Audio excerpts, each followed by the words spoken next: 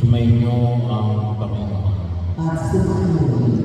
Ang mabuting balita ng Panginoon ayon kay San Mateo. Papuri sa iyo, Panginoon.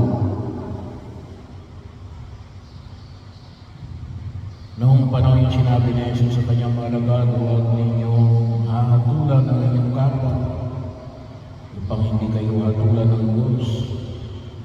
Sapagkat hahatulan kayo ng Diyos ayon sa habol na inihatol sa iba. Ang panungkat ninyo sa iba ay siya rin ipanunungkat sa inyo. Bakit mo nakikita puwing sa mata ng iyong kapatid? Ngunit hindi mo pinapansin ang puwing mong kakahilan sa iyong mata. Paano mo masabi sa iyong kapatid na linalisin mo ang puwing mo?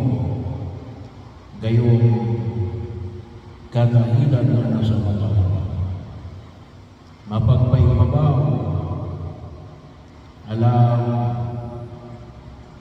alam, alisin mo muna ang puwing na kakahilan at sa kayo makakita kang mabuti at maalis mo ang puwing